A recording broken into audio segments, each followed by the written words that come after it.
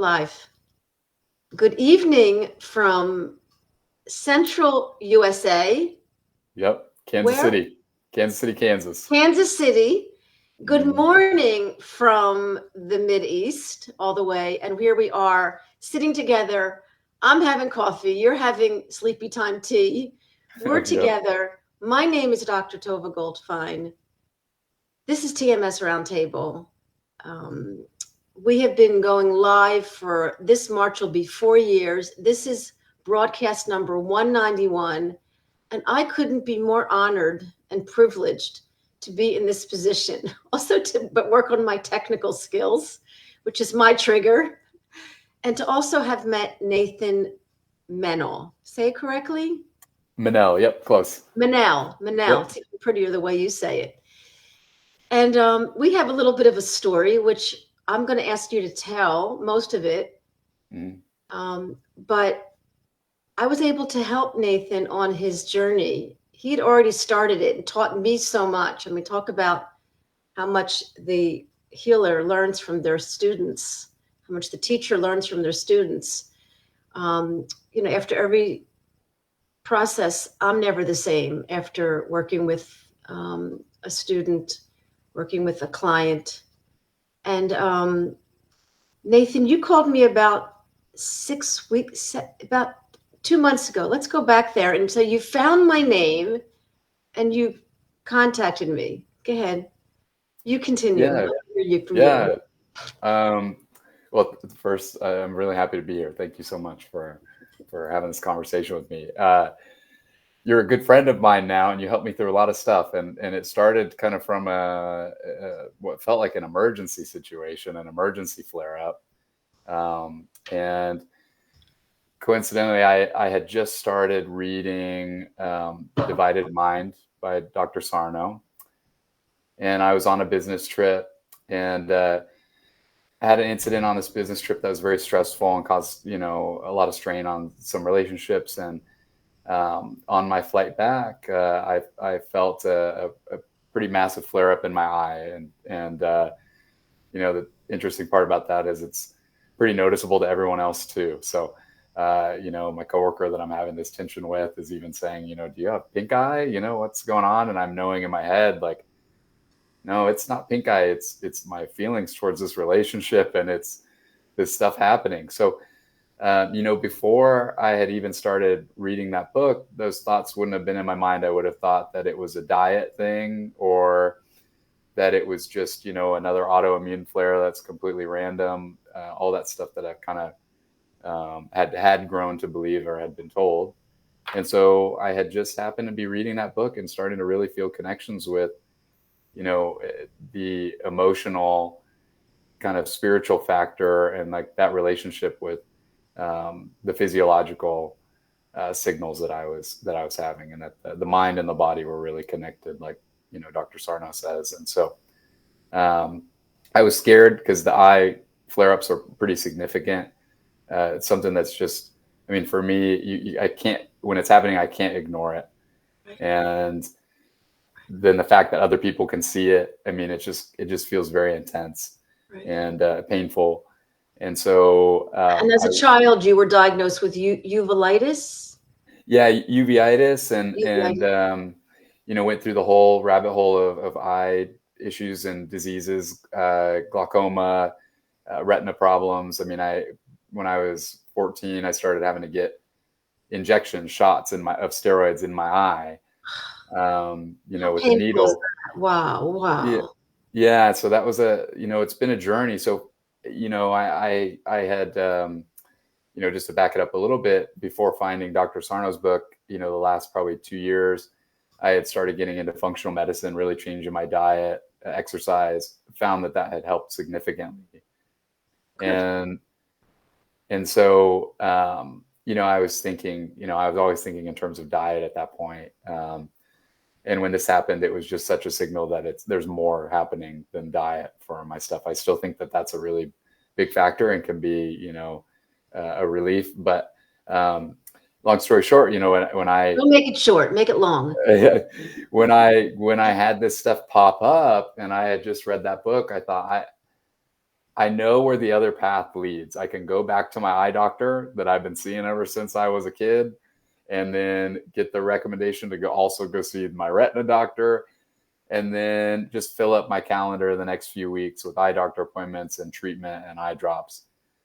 And that journey is hard, and I've been through it. And so I thought, hey, I know I can handle this. As much as I hate being in a flare, maybe I can test the stuff that I'm reading in this book. So I started Googling, TMS therapist, whatever. And I don't know what I plugged in, but I was very lucky that the internet, gave me your information. And I also remember, like I said, it feels like an emergency. Like I felt like, well, I can't just let this sit for a few weeks until I can get into a therapist. And when I reached out to you, you responded immediately, and it was almost like the next morning we were on a call, and I needed that. I needed that so much. So it was just such a blessing. And I remember our first call, and I wasn't expecting it, but I think I lasted 10 minutes before some emotions started really coming up. And then all of a sudden I'm crying. And by the end of that hour, my eye felt better than it had felt after weeks of medication before. And I know myself. Unbelievable. It's remarkable. It's remarkable. Yeah, it is. I just want to stop for a minute, but the story's not over. Because what brings certain people to even entertain the option that there could be something psychological, because it almost sounds woo-woo. So what about your upbringing? What about your sensitivity and your connection with the truth, or with wanting to get to, what was that led you to even pick up the John Sarno book? Let's go back a little bit. You might have had some, big T's or little T's in your childhood, and you grew up, you were independent, you're a cameraman, you're a professional, you're learning to be a businessman, and a cameraman and a businessman is a perfect combination. And you're really talented, and you're super sensitive and super smart. So what was it back then that didn't you think it was a little bit new agey? Like, what was going on? Yeah, I was scared a little bit of it, like because of the woo-woo connotation and all that stuff, for sure. And I think it was a mix of having hints and feelings that this stuff was true just over the years. And for whatever reason, I needed to kind of go on my path for it to click in me, to finally be confident enough to be like, I don't have to believe it.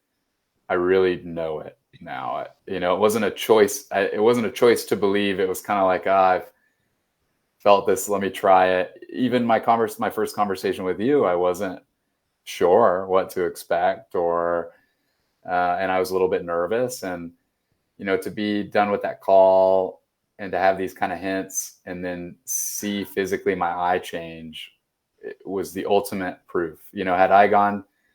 Had they studied my eye at the eye doctor before our call and 60 minutes after, I know my doctors would have said, oh, what eye drops were you on? Because something happened, something changed, and there wasn't any medication other than, starting to go through some psychological stuff.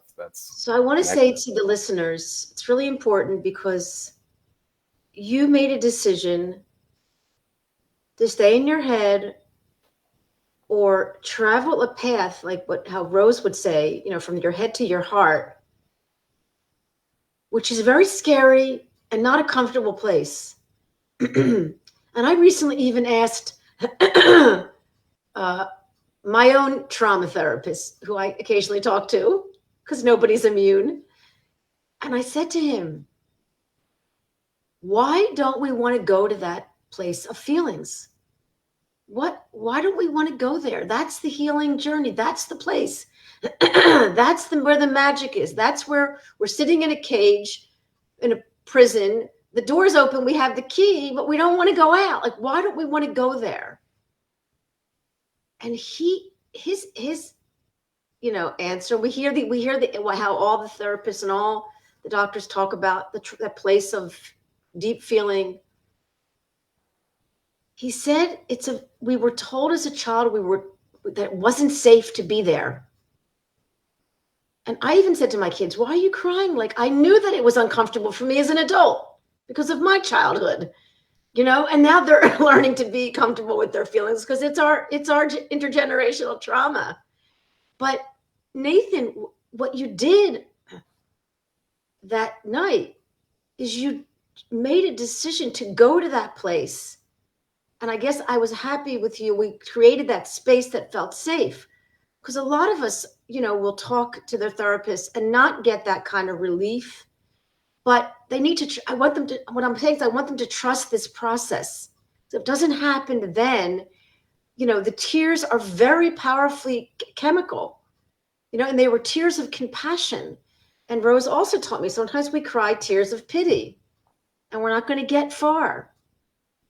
But if we can understand that compassion and that sensitivity and that place, and that you went there and you're like, hey, this isn't so scary.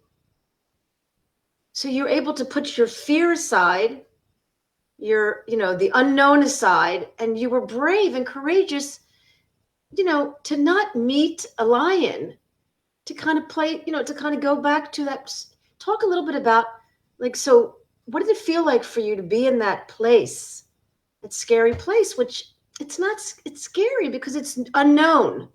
Unfamiliar. Talk a little bit about that. If you can remember that night or when you continued to heal and go to that uncomfortable place where called your feelings.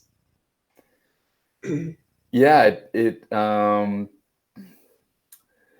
almost feels a little bit like a third person out of body experience a little bit when you start to catch that other angle to things, and it's nice, and it is scary. I think for me and probably for other people that might be on this journey, though, it does seem to be a common theme, and some of the calls that I've seen from you in the past with other people you've interviewed. There's a lot of pain already in that journey before they know, what road to go down, and where they find TMS and start finding some healing. And to me, like, I had so many surgeries and these kind of like just painful things to try to get better, that to me, it really didn't seem as scary to just dive into. It felt very uncomfortable. It didn't make it feel any more comfortable. But I think that kind of helped in a way of like, I was excited because I felt that this was actually going to be more beneficial than getting an injection in the eye or an eye surgery. That's so intense and painful. Going through this, and the subconscious and the emotions is also, can be very uncomfortable too. Good point. But it was more exciting for me than scary, just enough. That needle was tipped just enough to be like, wow, this is, I'm sure this is going to be uncomfortable. And it was, and it does make you, it made me, I was really thinking a lot after our first few conversations, and life's happening in between. So I'm having these really deep conversations with you, thinking about how connecting dots from the past of different flare-ups and the emotions and psychological things that were happening, to try to kind of like see, like, is this working out? And sure enough, it does. Sure enough, like I thought about, like I had said, I had gone down the functional medicine path, and I was convinced that it was all diet, 100% diet. And then I started thinking back to a time when I was in college and had an awful diet, but I was around my friends every day. Wow. I was very connected. I was, working, I was progressing and starting my career and feeling good about that. And I had a horrible diet and awful stuff, but I did not have flares during that time. And I remember even feeling during that time like, oh, I hope I just grew out of it, because these last 6 months have been wow ideal. So it was little things like that of like, okay, that's a signal, because that was not in relation to the diet stuff that I had come to believe, where it was 100%. And it was another just example of psychological in a positive way, not just like, oh, I had a flare up and it was that negative thing was going on psychologically. It was the other side too. Oh, when I was really connected and Good, psychologically healthy, I was feeling good. good example. Really good example. I was talking to somebody, and this happened a few times where people will be in enormous discomfort in various parts of their body, and they will be in conversation with somebody, or they'll be talking to someone, and they notice they have no symptoms. Mm, So they know it's about focus. They're aware. So they're like, Doc, how can I be able to be with myself and have that ability to change my focus when I'm alone? Do I always need that person to distract me? And this is one of the ways out. You need to work on that muscle of focus, and because it's a focus issue. Some of us, we get in pain and we're very scared, and all we can do is focus on it, like be like honey. And so we have to learn. This is the somatic tracking. This is the pain processing therapy. This is the visualization. And so we're back to the mind. We're back to the fear. We're back to the, so, you were able to break that fear pain cycle and trust it, which is a real key. Can you chat a little bit about that? Yeah, there's a couple things you'd said, throughout our conversations together that stick in my head and kind of are nice little reminders when I'm going through some things. And I remember you saying something along the lines of, when I'm experiencing the physiological symptoms, it's a signal, and I'm not afraid of those signals. I sit down with that fear. I sit down with that anger. I have coffee with it. You said something like that, That's my words. Yeah. Yeah. And I even say words like, you need to make love with this fear. You need to really own this fear. That's awesome, because it's just it just was not how I experienced it. I was immediately would feel a flare up physical symptom and just feel like it was random. My body, just trying to hit me when I'm down, stuff like that. And so to like change that perspective of it and try to meet it. And I love your analogies of communicating with it, of embracing it, loving it, in a way. That was really new to me, and that helped a lot. And so I tried. It's a practice, because the next flare, the next thing, I'm not immediately thinking, oh, good, now I can sit down and have coffee with it. I'm not there yet. I'm still a ways from that. But I think of you, and I try to flip the script before getting into the like just downer. Oh, this is what I have to deal with. It's unfair, blah, blah, blah. And it allows me to open it up just enough to think, what else is going on? What is this trying to tell me? What is it trying to protect? I mean, the deeper I got into the divided mind, once I finally finished that book, as we were talking, saying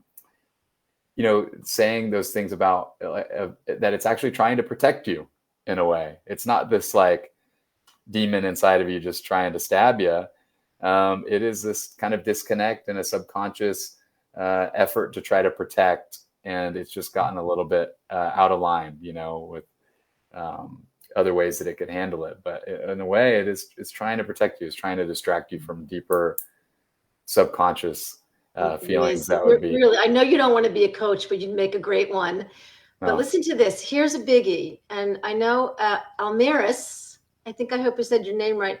Almiris hangs out with me. I see him. He joined my quiet WhatsApp group where I give tools, and I see him occasionally on the roundtable, but he's never been here live. So he's here live for the first time. So welcome. But here's a key. Here's the take home tool for all of us. We have a choice. When we notice our symptoms, we notice our sensations, we always have a choice. And we can choose to be with the emotions, with our heart, with our very uncomfortable place, and not feel good, or we can choose our symptoms and not feel good.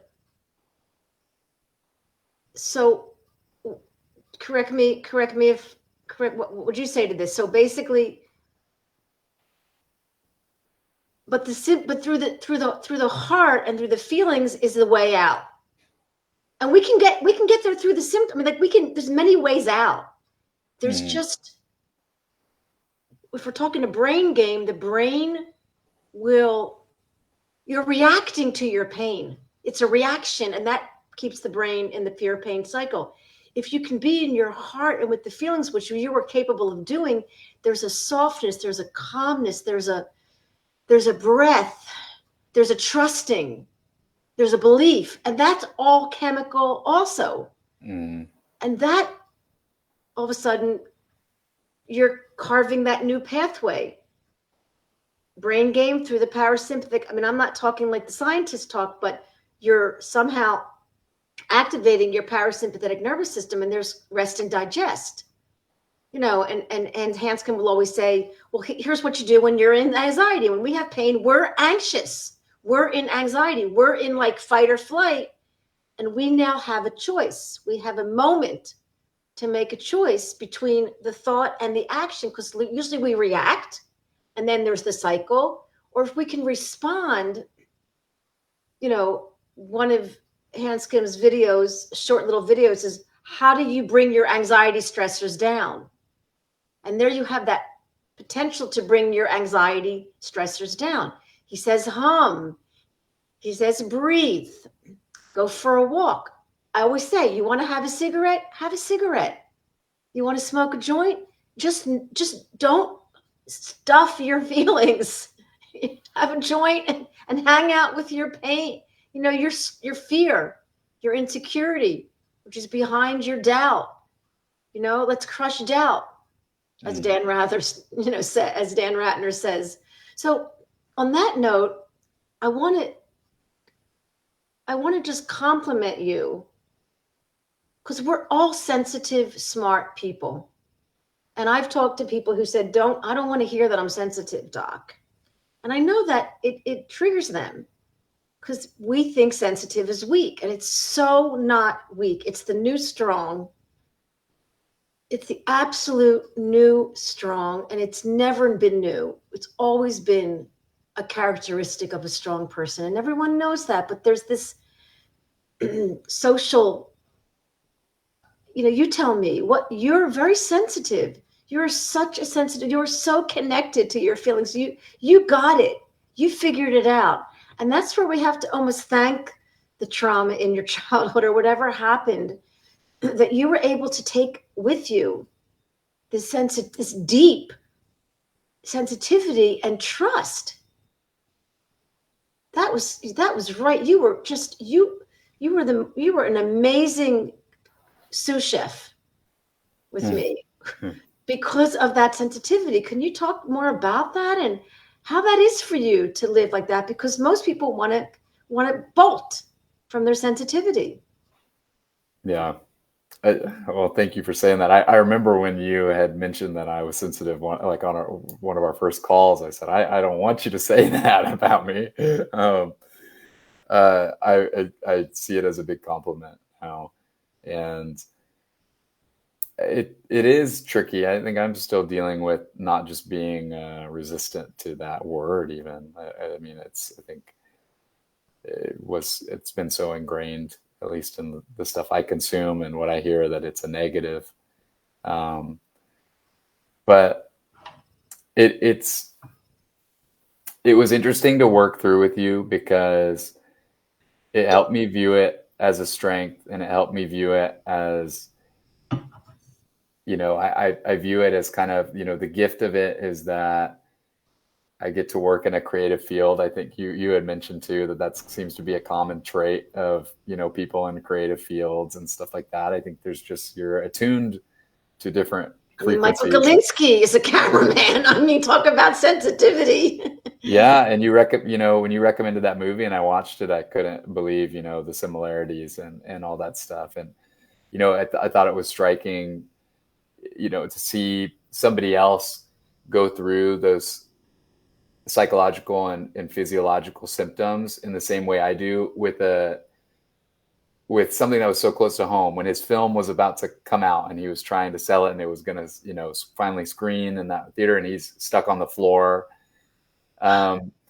I have felt that. I have felt that I have been in a very similar position where I'm about to do a shoot or some video project is about to come out, and I'm thinking, why now is my eye, red and closed up and all that stuff. So it was striking to see somebody else go through their physical symptoms through a stressor, and it was so interesting, and it was just a nice perspective. I hated watching somebody else go through it, but it also was inspiring because it's like, this is not just me and my dysfunctional body. This is a human thing. Yeah, and you watch Dr. Sarno in the movie. Mm-hmm. Check he's antalgic, he's leaning forward, or he's got leg pain, he's got sciatica, saying these are muscles. And I know, look, as a chiropractor for almost 40 years, I know that disc herniations hurt for 2-3 months, and then it's not coming from the disc. And then all that proof, all those years now of proof after Dr. Sarno passed at 96, the years of now we have the MRIs and we have the functional MRIs and we have brain pain, and we see it's not the disc. And doctors every day still tell people your disc is causing your pain, and it's not. It's coming from the muscles. Okay, what's wrong with the muscles? Nothing. Michael was a runner. Michael's doing yoga. So what's going on? What's in the brain? It's pulling blood and oxygen, like oxygen deficit, which was the original, reason, and it's been studied since. And it is. The body is in a fight and flight, position, and we're keeping it there by our thoughts. But your sensitivity works for you because it keeps you're very thoughtful. You're not scared of your thoughts anymore. You're letting your thoughts serve you. You're questioning your thoughts that don't serve you. So I want you to talk about that a bit, but I want you to share with the audience a little bit about some of your symptoms. I mean, it's not just eye issues and discomfort and inflammation and pain in your eye. There's also, were you diagnosed with ankylosing spondylitis? Yep. Yeah. Wow. I was diagnosed with ankylosing spondylitis. My first diagnosis was the uveitis and then all the eye stuff, but pretty soon after, probably a year or two, then I was diagnosed with juvenile rheumatoid arthritis. Whoa. And then that, evolved with different things into ankylosing spondylitis by the time I was in college and having pretty significant back pain. And then pretty scary. It must have been really, really scary, Nathan.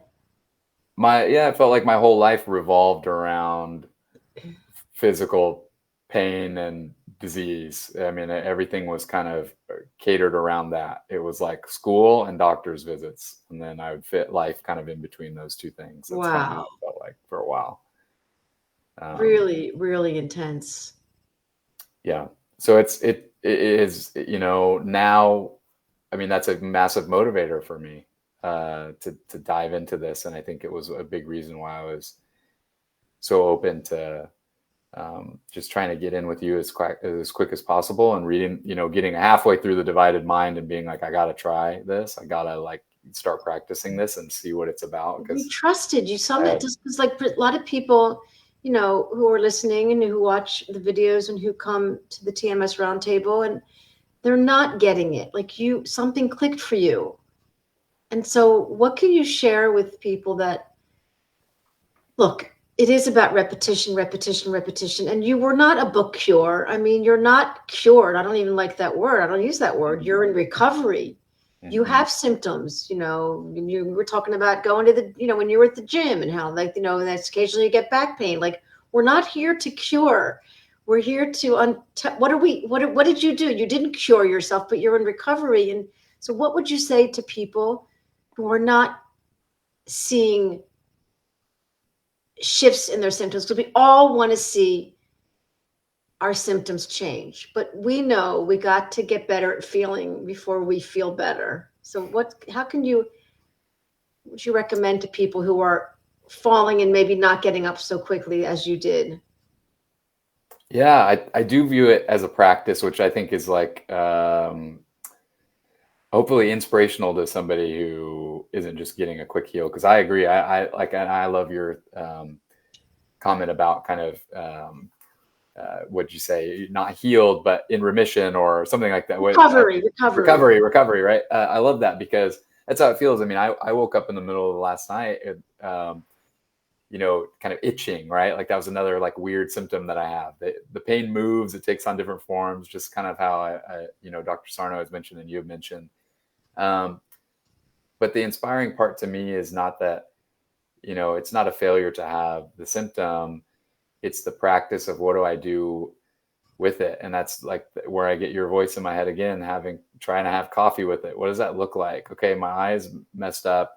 Well, I have this deeper understanding now that it's not some, or back pain, whatever the symptom is. I have a deeper understanding that it is not a bulge disc or something or some physical component. This is tied somewhat to my mental state. So what am I feeling? And that's a question I would have never done that before. I would have just got the pain and been upset by it. Maybe it would have even instigated further like fight or flight. And it's just that cycle. Versus now, I mean, I at least view it as every time it's a repetition, it's a practice. When I get a symptom, if I can be ahead of it and take a second and think, what is this trying to tell me? What emotions might I be feeling under the surface that's not, clear to me?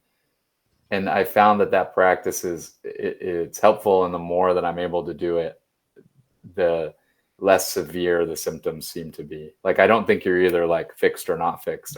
I kind of view it as like, I think over time I see my symptoms getting less frequent and less intense, hopefully to the point where they're, few and far between. Well, yeah. And what's happening is you're less sensitive.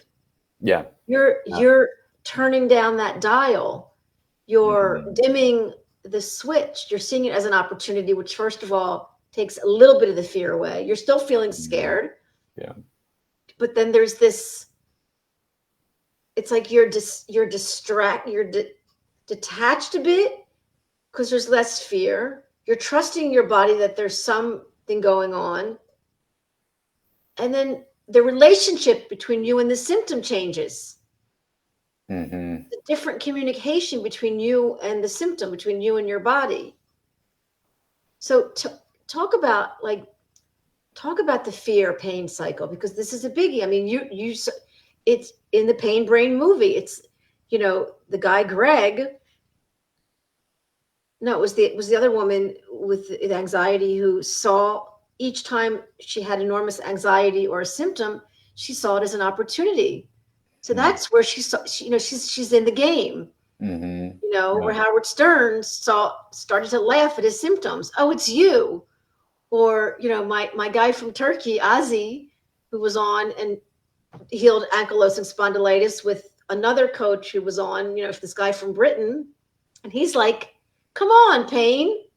I can deal with you. So however you want to frame this, however you want to play this game, this brain game, however you want to have a relationship with your brain. So it's almost like you're in your heart relating differently to your brain. Tell me about how you deal with the fear pain cycle. Like you mentioned that, but you saw it as an opportunity to take home tool. You had a conversation and spoke to your pain. You became a little less sensitive to the pain. You stopped. Talk more about that for people. Yeah.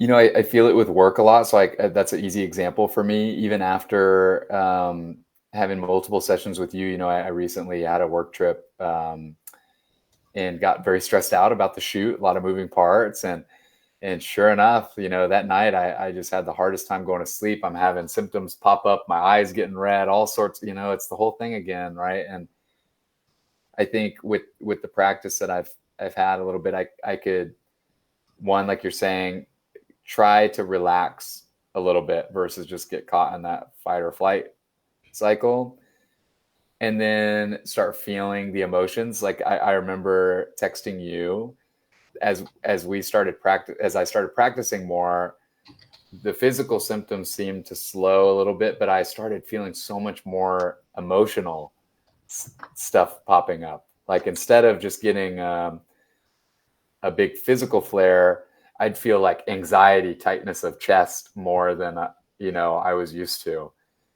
And to me, I feel like that was kind of getting a little bit closer to the source of what was happening to begin with. Before, it would try to even mask the anxiety and all that. And I wouldn't even know I was feeling anxious. I would just have a physical flare up or pain.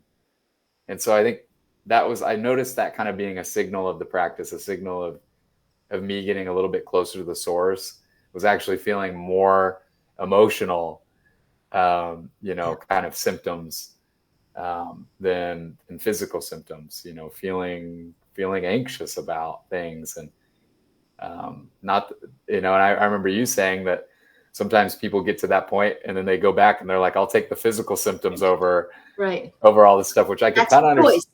That's the choice. Which I could kind of understand, but I think life's better on the other end.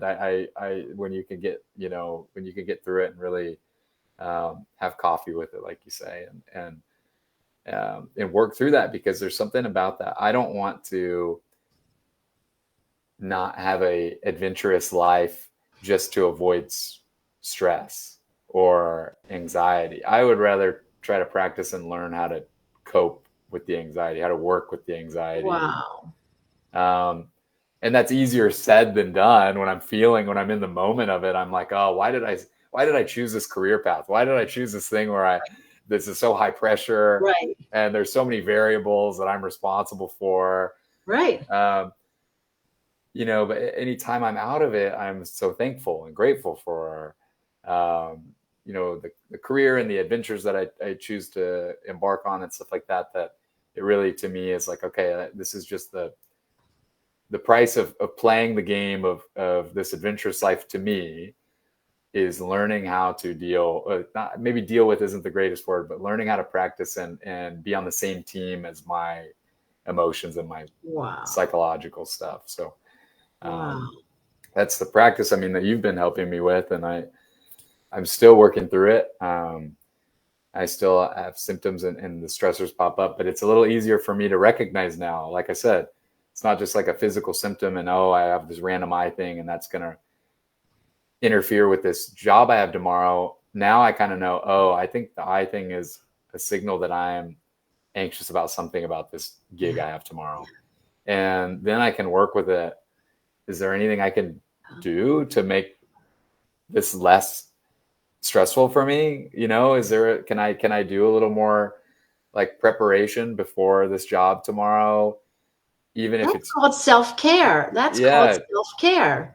Yeah. That's called knowing what triggers you. This is where you're your own doctor. I'm telling you, you don't need me. This is where and I do want to mention, for the most of us, we're sensitive people, but I'm going to say even at times we're insecure, coming from various childhood stuff, growing up in a world, having to live in survival mode, and having to take that with us into college and then adulthood, and now you're engaged to get married, you're planning a wedding, and all those other, and I want to make a point, and all those anxieties and positive stressors. It's not positive or negative. Anxiety is not a bad thing. Anxiety keeps us focused on the highway. Anxiety keeps me walking across the street when there's a green light and not a red light. Like, anxiety is not a bad thing. It's a signal to the brain, and you can choose how you want to respond. We're back to the choice. But I know with you, what was something real key, and for so many of us, we questioned ourselves. We are insecure. We don't trust. We don't believe in ourselves. And I always quote this, and I've been quoting it a lot, because I've had 3 or 4 shows with Dr. David Clark, and he says the same thing. And it's like, he sticks to his therapy. And this is what he talks about in his book. They Can't Find Anything Wrong with Me. And he's the gastroenterologist who's doing amazing work with the PBDA, the Psychophysiological Disorder Association, where there's now a membership. You can join as a therapist, and I think you can join as a client and get enormous amount of education. So Dr. David Clark always says, can you be, hi, Scotty. Oh, wow. It's been a while. I think Scotty's in Canada, so maybe we're in the same time zone. Dr. David Clark will say, be a butterfly on the wall of your childhood. I mean, that's pretty deep. That's deep. That's deep dog poop. That's getting, And so he'll always say, go back there. And we go back there, we see that we had to sell our soul a bit, maybe give up our authenticity to get attention. So here we are as an adult functioning in the world and still feeling insecure. I call that being human.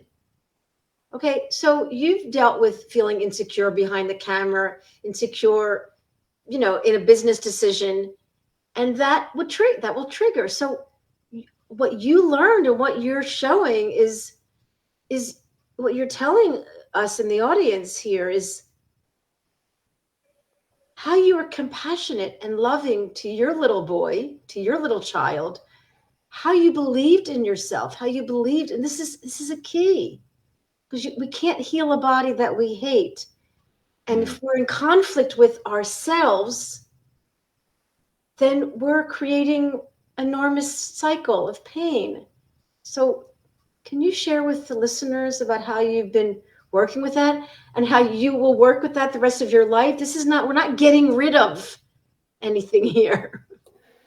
Yeah. Though another thing, that sticks out in my head of something you had said, throughout our calls is you would say, where's little Nathan in this? Where's little Nathan in this situation? And I would never think about that before. I would never, I don't know. Everything was external. Everything was some situation's fault or somebody else's fault. I mean, it was, it was very external. There wasn't much control. And then anything that was related to myself was mostly negative. I couldn't make this thing happen. I couldn't do this. And you had been a great reminder of that younger self is still a part of you. You have to work with that. That's a big part of your conscious and subconscious. And you're a team. So there was, I think, that kind of some self-resentment had built up over some time that I needed to figure out, because that wasn't doing me, any good. And I kind of wonder too, is the flare-ups and the physical symptoms, is that my younger self jabbing me in self-defense when it doesn't feel like I'm treating it right, and I know that's something that me and you have talked about before in depth, and that's just an interesting practice. So the practical part of that for me was in journaling, and then trying to practice sticking up for myself, as if, I'm thinking of younger Nathan. I know you had even told me to go grab a photo of my younger self. I know that's something I just picked up, and I love that. And I have photos on my phone of clients with beautiful pictures, beautiful children. I mean, and that's back to what Dr. Clark, it's like we need that empathy and compassion. And many times we feel abandoned as children, and then we abandon ourselves. And that's what's going on. And your juvenile arthritis that you're in recovery from, and the eye issues and the other, are just reflections of your little child, the immune system. Your immune system broke down through, I wish I could talk about the science of that. I don't have that language quite yet to talk about what went on with your cortisol and your adrenal gland and your, and your hormonal system. Where did your body start to attack itself? At what point did your body feel like it could not? And so that's what happens with disease. Disease is not, it's not coming from, it was coming from inside. And that's exactly what you're doing. You are healing yourself from the inside, and you will you will have a long, it's not even a remission. It's not even a recovery. You're healed. See, it's all perception. Hmm. I Yeah. mean, I just like to call it a healing journey because it is a journey. It's a life journey. Yeah. And you told me that every time you have a symptom or a flare or anxiety, you will know exactly what is going on. There'll be no surprises. You're in complete, honest, open, like I call it, naked with your clothes on relationship with yourself. You know what's going on, and this is the way out. This is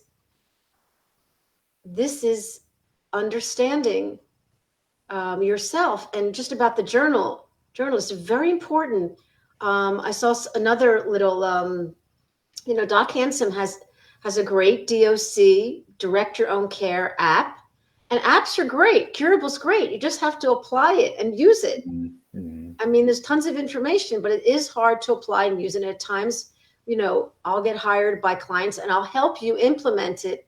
Just like you got to go into the game, you got to go into the playing field. You can't just be a spectator.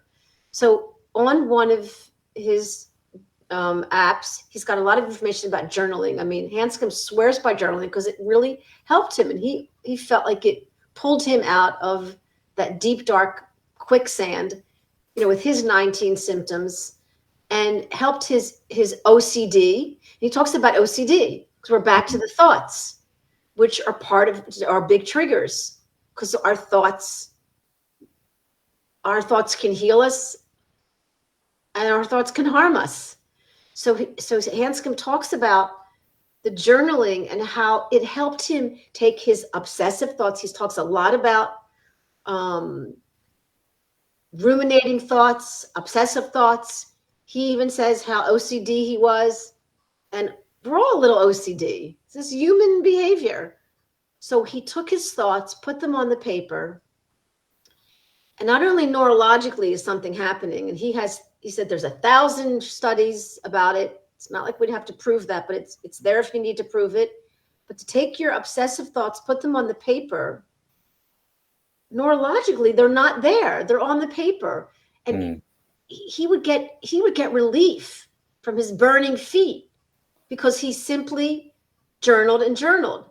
And sometimes he didn't, but then he said, I would stop journaling when I felt better. And then I'd get a flare, and then I'd go back to journaling. Mm-hmm. It's not easy. What is journaling? A mirror. What is journaling? We're looking at ourselves. So why do we want to look at ourselves? Why don't we want to be in touch with ourselves? What's so uncomfortable about being with ourselves? What's so uncomfortable? Let's go back to that. Yeah. Well, I think that's wild.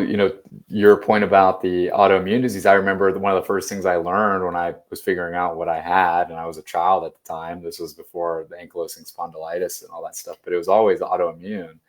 They had said, "Oh, this is your cells attacking themselves.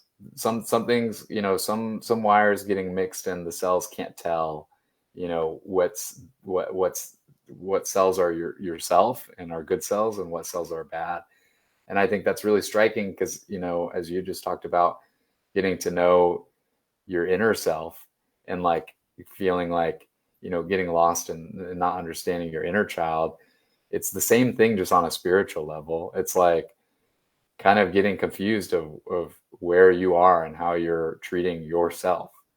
It's the same thing with the cells, I feel like. And so it makes a lot of sense that stuff is connected. And on the journaling front, I really felt that as you got me started on that practice.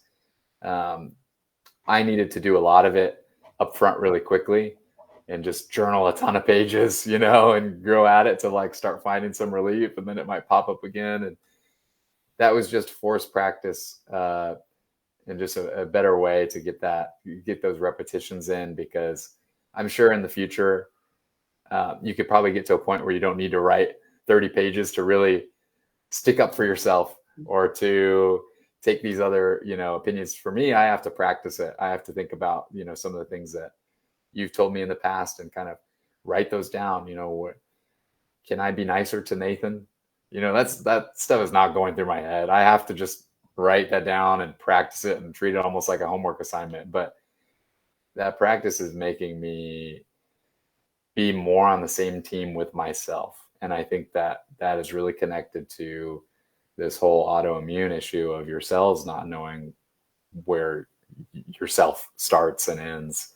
So that was a lot. And I, on the journalism or on the journaling part, I had told you about that I started just picking up books that are just kind of naturally coming to me. And a big one that I really loved was called The Courage to Be Disliked. Can you show on your phone the book? Yeah. Because I did post it on the TMS Roundtable. So this is important. You turned me on to this book called The Courage to Be Disliked. And so we're back to the insecurity. We're back to, how we perceive the world and how other people's liking us or not liking us will trigger us and cause a symptom. And so we're codependent. And that's a whole nother, it's a whole nother way that we are people pleasers. What is guilt and what is people pleasing? We're ultimately good people doing good things. So that's where I go with, one of my statements is we're doing the best we can. Mm-hmm. Ultimately. And if you're not doing the best you can you forgive yourself? And if you screwed up, can you love the part of you that screwed up? I mean, you'd forgive the person who even hurt you before you'd even forgive yourself. So then we're back to we're back to the chemical reaction from forgiving. I'm not saying you have to love the perpetrator or, forgive your parents who were abusive. But you have to figure out how you want to live with that. You don't have to forgive, but there's the self-blame that starts to turn into, autoimmune disease. Yeah. Those are so connected. This is the, we'll see if you can see that, the audio book. Yeah. Amazing. Another amazing book to help you, really, really, you mentioned that a few times in our conversation. Really incredible. And if I could real quick, just while we were on the topic of journaling, in that book, there's a segment that talks about separation of tasks. And they tell this quick story about, King Alexander, and there was this knot that these mystics had tied, and it was just a jumbled mess. And whoever could untie it would become the king of this region. And everyone tries to untie it. They can't do it. It lasts for decades. And then King Alexander comes along and takes his sword out and just cuts it. And I thought that was really striking because, and I had this idea to journal where I would write down, I had a work deal. I had a video shoot coming up. And then I wrote all the list of things that I was worried about, every single one that I could think of, like from the weather to, are the batteries for the camera charged? Is this person going to have a good time at the shoot? All this stuff. And I had a list of, quite a few things. I actually have it on my desk right here. So I'll show you, but it was a bunch of stuff. And then I just had this list, and this was the part that I could control, that I was responsible with. All this is just other crap, that I was worried about.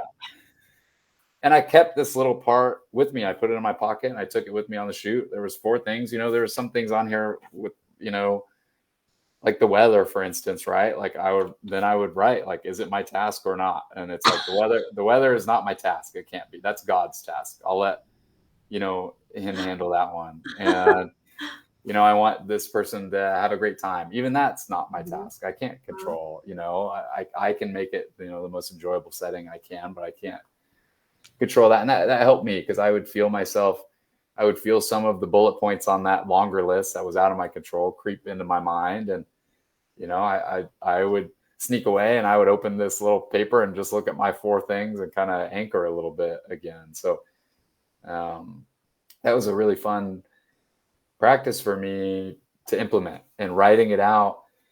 Again, when I write it out, I think, oh, no wonder I'm could run into physical symptoms and all this stuff, because this is a lot of stress that I'm just subconsciously carrying with me. I couldn't have told you that there were 36 different things that I was stressed out about. And so Yeah, I just enjoy that journaling process has been helpful for me to try to Wow. get back in touch with what am I feeling? What am I thinking? Yeah. Yeah. So you had the courage to be disliked. You had the Yeah, yeah. courage to be disliked. And you also had the courage to face yourself, Hmm. to be so vulnerable. And a lot of people will say, I don't want to be vulnerable. And that's another that's another way that you can, that's another opportunity.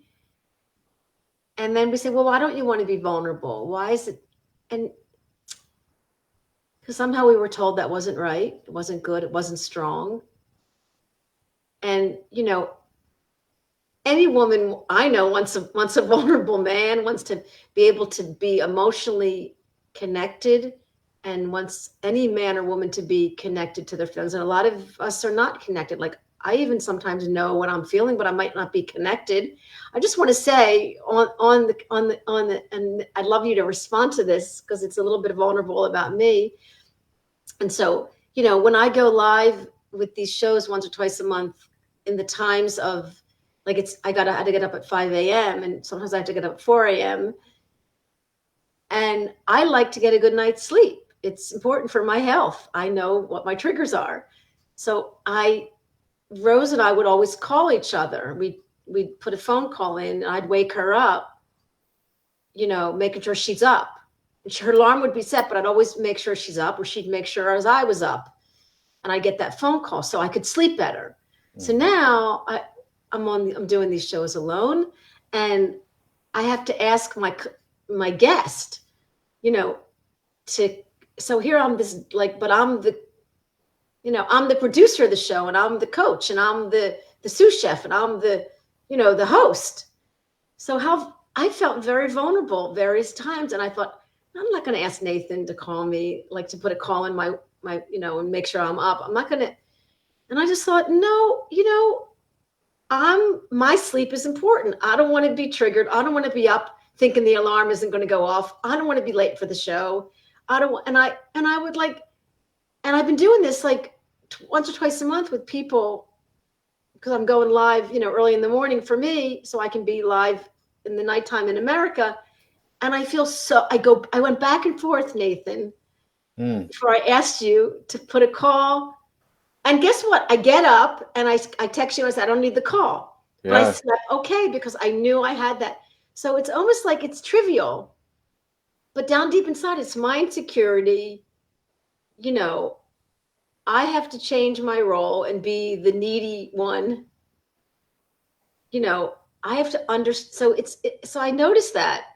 And I noticed that with even like a few weeks ago with Dr. Bethany Rains, and she's, the scientist. And I'm like, now I get to be insecure around the scientist, Yeah. She's just this fun loving, crazy woman who's always dying. She's this amazing, smart woman who's this so wonderful. And I'm like, so big deal. So I'm naked with my clothes on. So I'm vulnerable. So I'm Hmm. vulnerable. So I'm weak. So I'm and Rose and I once had a show, and yes, thank you, Scotty. We miss Rose so much. She's watching over us. She's with us all the time. And Rose and I had a show with a psychotherapist from California talking about whether the therapist or the coach should talk about themselves. And I tend to do that with clients. I tend to share a little bit about me because for me, I want to know who my coach is. I want to know what they've been through. I want to know what their trials and tribulations were. That happens to be my method a bit. And Rose was not like that. Rose was more, you know, and it was our coaching methods. And we talked about, the pros and cons from a patient's point of view or a client's point of view. And I think it depends. Some clients will end up not hiring me because they may not like that part, or they would want Rose. They'd want, and we saw that. So we're back to like the individual, like knowing yourself and knowing what's going to work. And you and I, Nathan, we just clicked. And it was like, even for me, like that doesn't happen all the time, And I always say to people when I give them that first intro you have to decide where you feel safe. You have to decide where you feel the most safe in a relationship with a coach, because that's the place you're going to have to be really vulnerable, really naked, and get to what you need. Because ultimately, I don't want to be someone like another coach on somebody's like, oh, I went to her. I want to be like, this is it. I want you to get what you need and get back in your life. You know, and so this isn't another vulnerable thing, talking about the the client coach, the patient doctor relationship. And for you, it worked.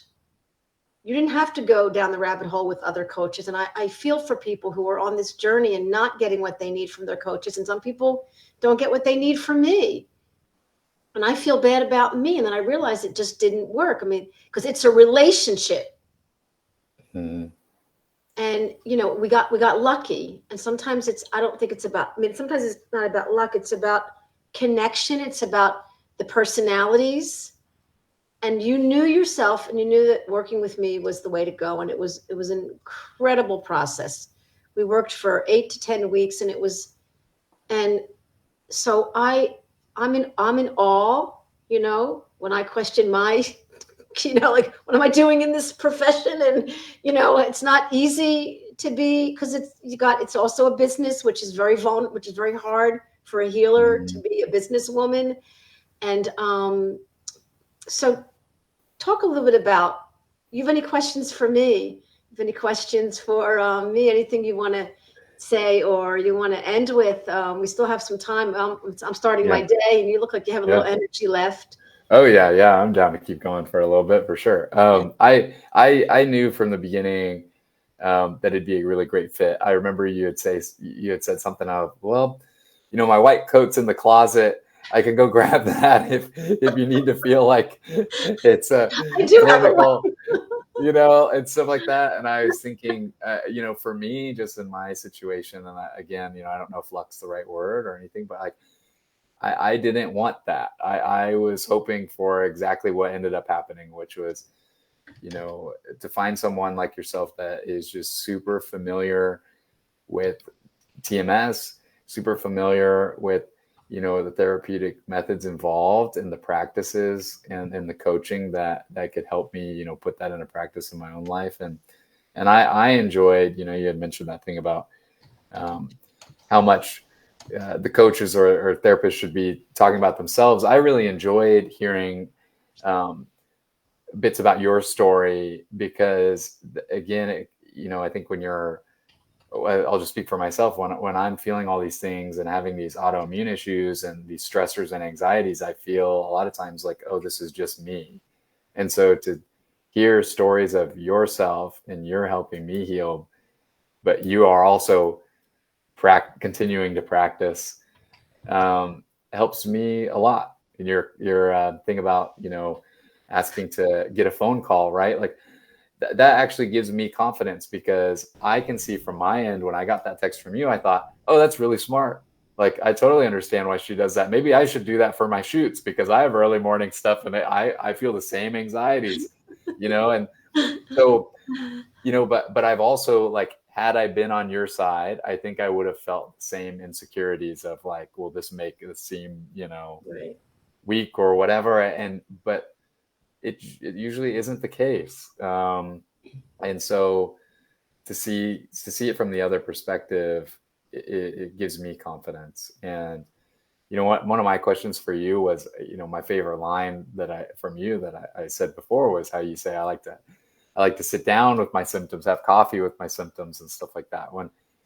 When you have a symptom pop up for yourself and you're about to have coffee with it, what does that functionally look like? Are you journaling in that process, or is it just self-talk? Is it just meditation? What's the practical having coffee with the symptoms? So good question. So first of all, when we're aware, and I love having a new concept of awareness after working with the Love Heals people and meeting Dana and Chrisana from Love Heals and seeing how David Hanscom in that movie. And then we had a number of TMS roundtables with him and Dana. And Dana's coming in January again. to meet me, to talk more about Love Heals. I'm excited about that. But what I learned, and I might not have learned this in my, 66 years and my 40 years of being, searching for myself in my own journey, but I might not have known that love is awareness. And that I love that definition, that loving yourself is also helping you be aware of yourself, or being aware of yourself is loving yourself. And that's chemical. And that's the words of Hanscom, which I quote him a lot. So in answer to Maris, who said, am I writing a book? If I wrote a book, I'd love to retire, which I'm not going to retire. It's impossible to retire, but I would love to write a book, and I probably would be writing everyone else. Like it's repetitive intelligence. I learn a lot from other people, and I do have my own language and my own, but I love quoting others because I want to give them credit for them, and thank you for giving me credit for what I'm teaching you. And so much of it's what I've learned from others, and I put it into my own language. So answer to your question, I become aware.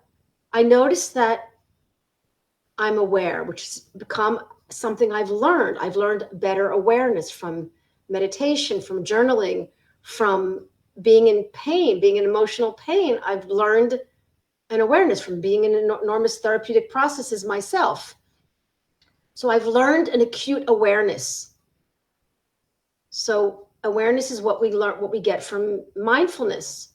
So I have a mindfulness and awareness of what I'm feeling. I don't have physical symptoms, but I'm very connected to my emotions. And so I feel the emotions, and that doesn't have to go into physical. Mm-hmm.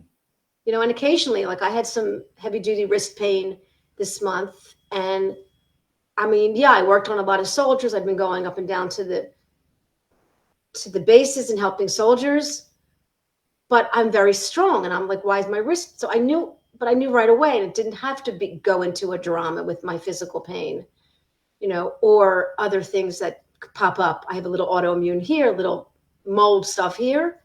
I go right to the feelings. So the awareness of what I'm feeling. So I might feel some worry, which is a biggie for me because I took that from childhood, a lot of worry from a chaotic upbringing. And the worry was with me. Wasn't even aware of it so much, but I'm very close with my ex-husband, and he said, "Oh yeah, you're always worrying. You're always worrying." And we were chiropractors together in an office for 20 years. 10 years after we were divorced, we worked together. It was a great divorce. Wow. Divorces sucks, but this was a good divorce. And I saw him this summer, and he said, "You were always worried." I was like, "Really?" So that was something I carried. That was my ball and chain. So now worry's with me all the time. So I notice, I'm aware. I don't have to feel anything in my body. I'm just checking in with myself, and I notice worry. I notice that I'm over concerned about my daughter, or over concerned about this, or wondering about this. It's like, oh, there's that worry. I know that. I'm familiar with that. Okay, so I'm not going to run away. I'm not going to do something to stuff it. Okay, so what do I do with that worry? Okay, evidence. Is there a real threat? Is it something I really should worry about? Let me think about that. Can I handle any threat? Can I handle it if there's a threat? Well, is ultimately everything going to be okay, even though there might be an emotional threat or something might happen? But am I going to maybe change my decision about something I'm worried about? Am I going to call my daughter and tell her I'm worried? And I did that a lot when she started driving. She said, "Mom, you're projecting, you're worried on me." I said, "You're right." And she said to me, "Look, I'm a good driver. Something might happen, but I'll be okay." And I said, "You're right." So I still worry, but I don't project it out there in the universe. And even if I do, like the worry happens. I'm like, oh, I'm putting out bad vibes. You know what? It's just me and my worry. So in answer to your question, I'll journal a few lines about it. I have a little jar and I put notes in, like law of attraction or little messages to God. You know, what I'll also do is I'll bring compassion and calm and trust. And, you know, there's a book I read once called Whatever Arises, Love That. So it's almost like no matter what happens, I can handle it. Because most of it's in my imagination or in my ping pong ruminating thoughts. So we're back to the trust and the belief. And so that will all happen in a matter of 5 seconds. What I just said in 3 minutes, you know, and I will take the time. Like I have a journal sitting out on my counter. I have one in my bed. Like and it's not easy to journal. I'm saying to you out there and listeners, it's not easy. It's not. And I know people who love it. My daughter journals all the time. She can't wait to get to her journal. And she's 24 and a musician and a businesswoman. I'm like, that's pretty deep, you know? So it is like, I don't think I want to go to my journal. And I'll be like doodling in my journal. I'll be like, what are you avoiding? So I get myself. So I know myself. And that's another take home. One is to be aware. What are you feeling? And if you don't know what you're feeling, it's okay. No judgment, no criticism. 2, I know myself, and you don't need to get to 66 to know yourself. You can be all of 30 something. How young are you? 29. Oh my God, you're such a babe. 29, and you know you're there. And it'll be rocky. I'm not saying it's going to be smooth. Who here has a smooth life? That's not life. So I think to know yourself is another take home tip and tool. And to know the part of yourself that even you don't like. Can you accept the part of you that screws up? Can I accept the insecure part of me? Can I accept the part of me that really, really messed up? But ultimately, I did the best I can. You know, I might have a little ball of shame, you know, a ball of shame that I carry, you know, and I'm like, okay, what is the shame? I did the best I can in relationships, you know? So what do you think about that, Nathan? What in response to like, I think you went into your drama and trauma and your disease and your condition wanting to know yourself. It wasn't so scary for you to know yourself. Wow. I mean, you mentioning loving awareness, I keep coming back to that. Like the scientific autoimmune thing is almost like a cellular awareness. Your cells are losing awareness of which ones are them and which ones are not. Wow. And on that, I think that's a deep connection to how, you know, I was feeling spiritually. I think or you know, subconsciously with myself or with that, you know, young Nathan you would bring up, you know, and just the lines that would really stick into my head, I think are significant. I think there's a reason why I hear you saying you're doing the best you can, Nathan. You know, like I hear you say that sometimes when I'm really going through stuff, because I would never say that to myself before. Right. And I would never take that perspective. And I think that was a lack of self-love and self-awareness. And I think really that is a massive part of these physiological symptoms is when that balance of self-love and self-awareness gets out of whack. And I'm not giving myself any grace or, you know, something along those lines. So I really love what you said about that. Loving awareness is strong and powerful. And I think it's so connected to, on a cellular level, explains autoimmune disease. Yeah. Yeah. I think, you know, You mentioning journaling and all that stuff too. I mean, it makes me feel good too, because I have a really hard time journaling, and I think It's that not it's nice easy. to, yeah, it's not. And how are you? I know sometimes you have some dance around the gym when you go, and what's going on at the gym for you. You're doing CrossFit and you're strong as an ox. And how do you love a body that you believe might have attacked you? Or how do you heal a body that you don't like? And how do you learn to love a body in order to heal it? How do you do that? Wow, yeah, that's so deep. I think I'm still working through that, like to grow up and feel like, well, I'm stuck in a sick body. I think a lot of people could relate to that, that are on that path. And that's, in a way, kind of builds up the lack of self-love. You almost kind of resent your own body, in a way. Like, yeah, I think that's powerful. It could be a negative cycle. And that's tough. I think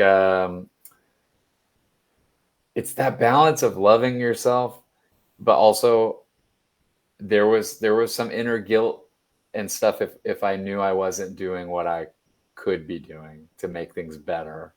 And I think that was another piece of my journey that's a little bit hard to to talk about in the theme of self-love, because I think that those were moments where I had to look at myself and be like, hey, I'm being lazy here, which can, doesn't sound very like loving and like, I don't know, and it's in a way, but that was another part to me, on my journey of, it's easy to just sit and be kind of self-loathing and be like, poor me, I have this stuff.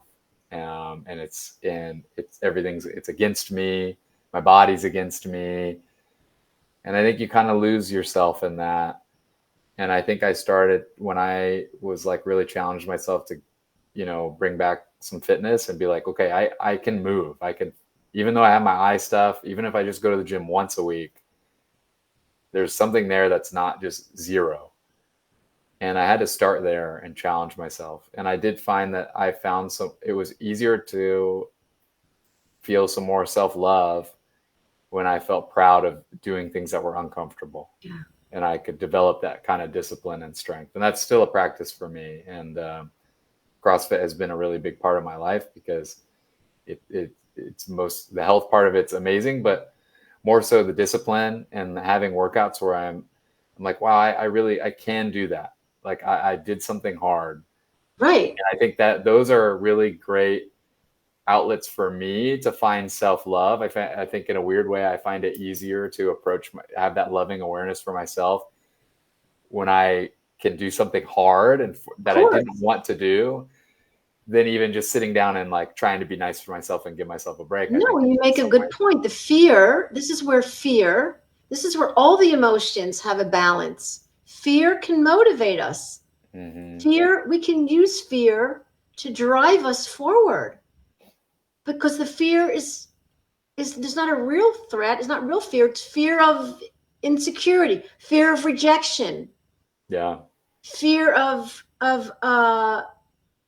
not being liked, fear of failure. Mm-hmm. And so, how do we use these emotions, our anger, our fear, our sadness, our shame, to serve us?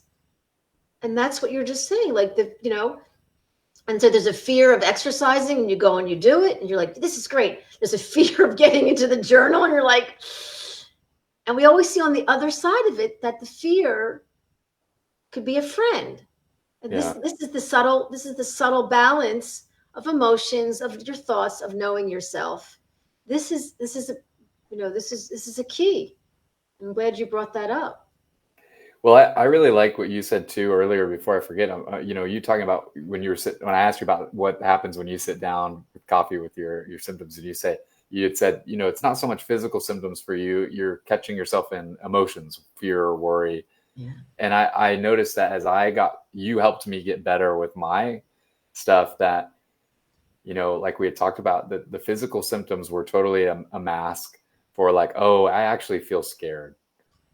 Before it was just, oh, I have an eye thing, and this, yeah, like nothing else is going on. It's just my body, just throwing me another wrench right before this big shoot that I'm going on. It has nothing to do with the shoot. I'm not worried about it. I just have this eye thing and it just sucks. I can't believe the bad timing. It wasn't a coincidence. I was scared and it was covering that up. And so I think like when I hear you tell those stories and how, that's your process, I feel like that is like you're cutting closer to the chase. You're getting closer to the subconscious thing without the body having to just throw a complete wrench and just like, don't cover it all up. Let's just cover it all up. You're not scared. You just have really, really bad knee pain. Yeah. You're not afraid. You're not anxious. You just have, a inflamed eye or wrist or whatever, and I think that's wild that it does that. And it seems to be a signal that the healthier you are, the more you just get straight into the feelings of it. It seems like to me. Yeah. And who wants to live with worry? Who wants to live with insecurity? I mean, like and then if I see that it's just a slice of my sensitivity or a slice of my, childhood trauma that I'm trying to reclaim through understanding my worry, or that, so part of it is just, and some people don't have to look. Some people don't have to look deep. We're deep thinkers. The people that come on the show, TMSers, we're deep. And we can't hide from who we are. And that depth is the most incredibly beautiful quality of love and courage and sensitivity and beauty. It's a beautiful, and there's a huge world of deep people out there. That's my world of, there's a movie called the One Field with Bruce Lipton and a lot of therapists and a lot of channelers and it's called The One Field. And it was this big experiment from the Heart Math Institute about people all over the world meditating, and they measured their heart and saw that we could change electromagnetic waves. I'm still learning about this by just meditating together. Or Joe Dispenza just did this walk together where tons of people from all over the world walked at the same time. So there's something in Jerusalem on Thursday from this One Field experiment. And Greg Braden's going to be on the screen with Bruce Lipton live because they were all part of this experiment. And there's a woman from Jerusalem who's involved in this Heart Math Institute, measuring the electromagnetic and trying to create change from our energetic universal prayers. And here I'm going to go 2 hours into Jerusalem, which I don't really want to go because I like being in my comfortable home. And I'm going to go and I'm going to be involved in this. And it's like, there's a bunch of deep people there like me who want to change the world one prayer at a time or one blessing at a time, because the world's a really scary, messed up, angry place in some parts of the world. And the people that are very traumatized are making this happen, are making the bad happen. The people traumatized are making the good happen, and the good will outweigh the bad.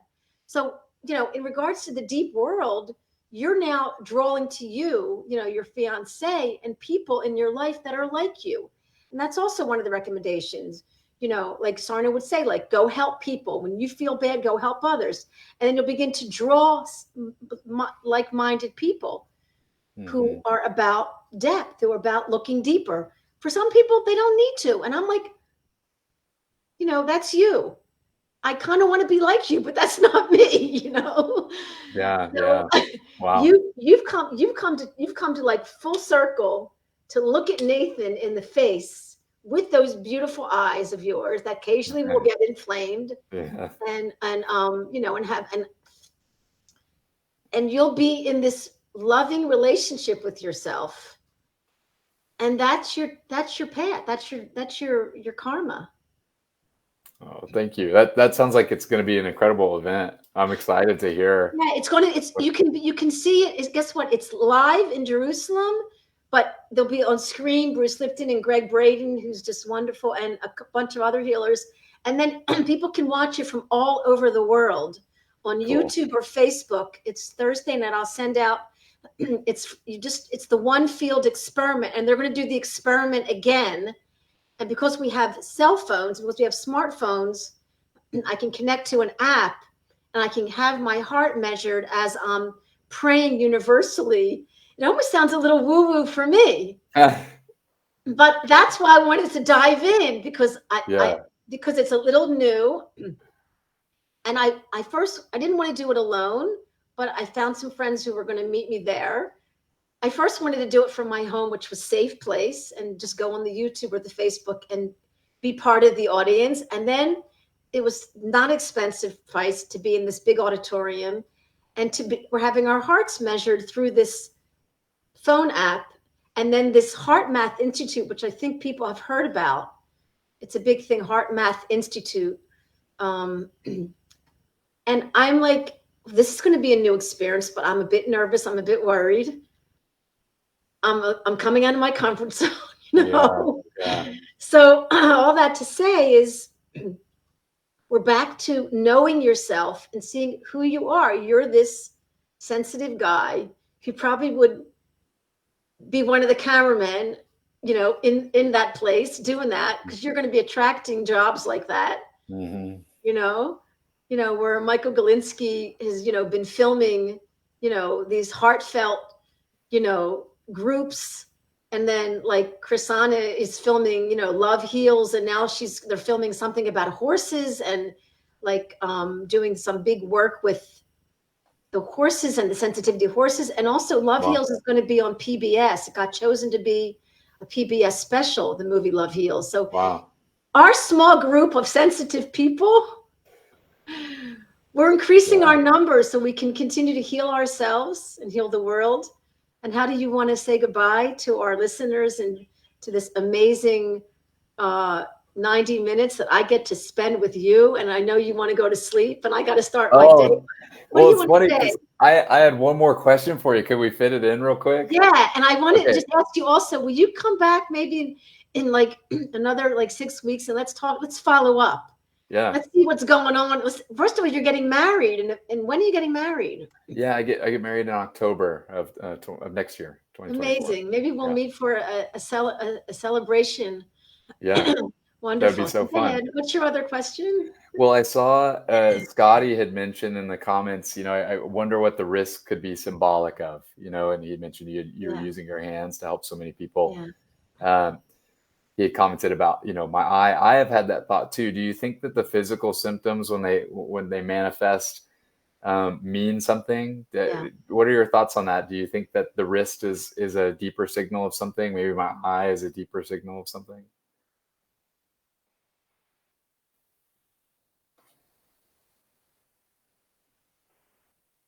Oh, I think we lost connection here. Okay, so let me just check my network connection. Okay, wait. I see you now. Do you see and hear me? Do you see me? I do. What's happened with my network connection? Yeah, my internet went out yesterday, so something might be going on. So you're still here. So I knew it wasn't coming from weak wrist. And I knew my wrist could feel tired after working like that. But they really hurt. And I knew there was no reason for them to hurt. Like there was no physical reason. I'm loving working on the soldiers. I'm loving it. I'm in awe. And this is the greatest gift I could be giving, is to physically go there and work on these guys. And they're gorgeous, beautiful guys. There was enormous stress coming and going from, traveling not far, beautiful parts of the country. I was at an air base. I was at this huge, beautiful Air Force base, gigantic, beautiful place.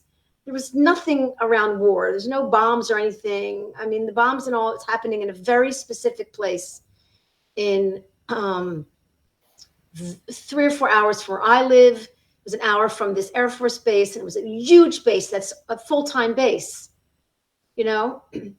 and but when I go to these bases, I feel lonely.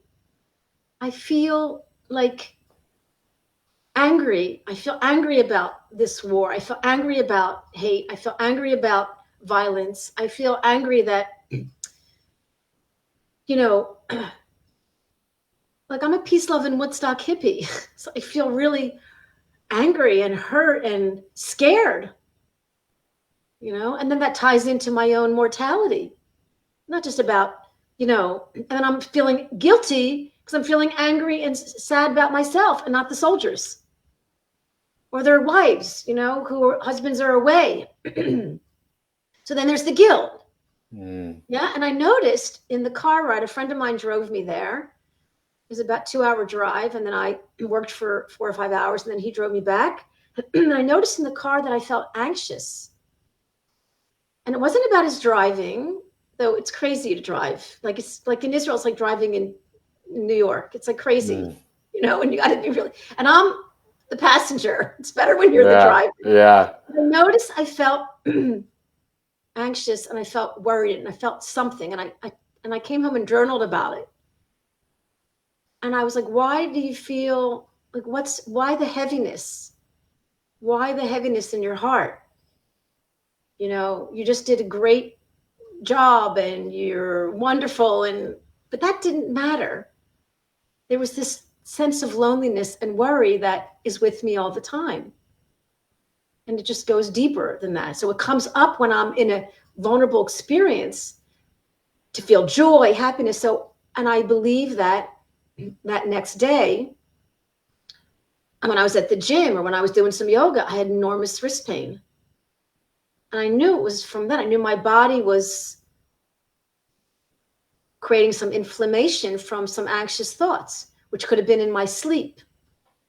And I even put some heat on my wrist and I did some, massage, but I went to the gym, because I don't feel pain in my wrist when I'm working out, which a lot of us don't. It's when I'm with myself and I'm alone with myself, that's something my body will begin to reflect symptoms. So it was deeper for me, my pain. It wasn't about what was going on the surface. It was a deeper connection to my feelings about what was going on. And that's a whole nother TMS Roundtable show. Yeah. Thank you for asking me that. Yeah. Thank you so much. Well, I wonder, so many people have back pain with TMS and stuff like that. I wonder, with the wrist, I know you were able to kind of identify that as like the symptom imperative, as like Sarno would call it. Well, guess what? Let me just I was in a car accident 20 years ago. I was stopped at a light. My hands were on a car. I was in a big 4-wheel drive, SUV, and a car came into me and pushed the car forward. And I went and had wrist x-rays done and MRIs done, and I had physical therapy, and they found some things in my wrist. And so I had an injury to my wrist. So there was that interesting thing. And my wrist or my work. Yeah. So that's what I just want to say. So it could have been like this, like when people, I had an accident. Well, I have wrist pain. Well, but that's 25 years ago. My wrists are strong, but they're connected to my heart. So go ahead. I want to just put that out there. I'm glad you said that. I mean, that really resonated with me because my eye thing started the day that I got hit in the eye with a basketball on the playground. Wow. As a little kid. And I think back to that, and it's like before the juvenile arthritis. That's what kicked the whole thing off. I think I was in 6th grade. I got hit in the eye with a basketball, and then my eye just stayed inflamed. After they could understand it in a day, and it was a hard hit. My eye was open. I just didn't see it, and it just came and hit me. Yeah. But a week goes by, and my eye is just as inflamed as it was the second it got hit, and they're like, something's going on here. And then you were diagnosed with juvenile arthritis. Wow. Yes. And so I think that's a real connection that seems to be similar, is like the subconscious is finding a physical weak link or something that could make sense physically to blame, almost as a, kind of the scarecrow or the scapegoat. And I think that's very similar to your story, is like, here's the thing where consciously I could understand, I have eye issues because I got hit in the eye with that basketball.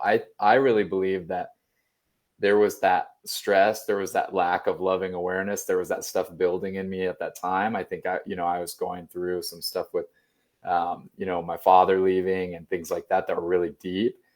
And had I been hit in the knee I think I would have had massive knee problems, and I think the Wow.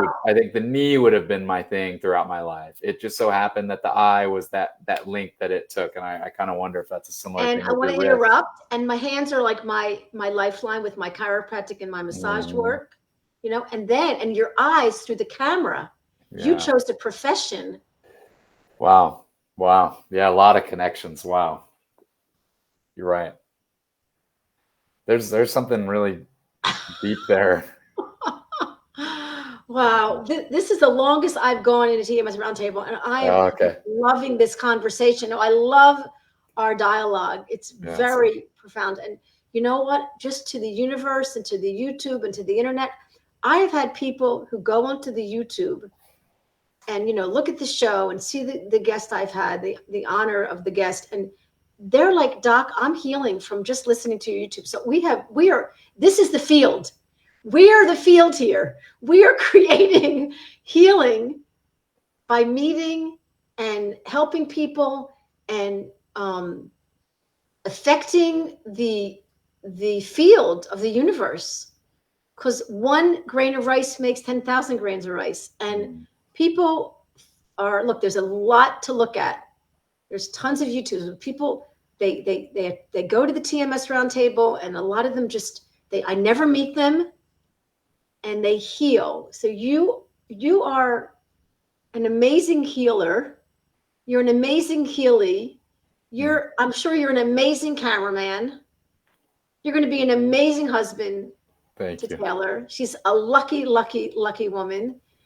And your parents did something right. They gave you something, and you get to spend the rest of your life processing that. Mm-hmm. And also, and I'm just thrilled to have this time with you. And we'll meet again. We'll come back again and follow up and talk a little bit about your, what came up for you and your business adventures and getting married and how your eyes spoke to you and how you gave them a big hug. Yes. Yeah. Well, thank you so much. You've been a massive piece in this healing journey for me. I'm lucky to have met you, and thank you so much for having me on. Wow. Wow. Have a wonderful evening. Sleep well, and we'll be in touch. Thank you. Good night. Good morning. Bye, everybody. Okay, 1 second. We'll be finished.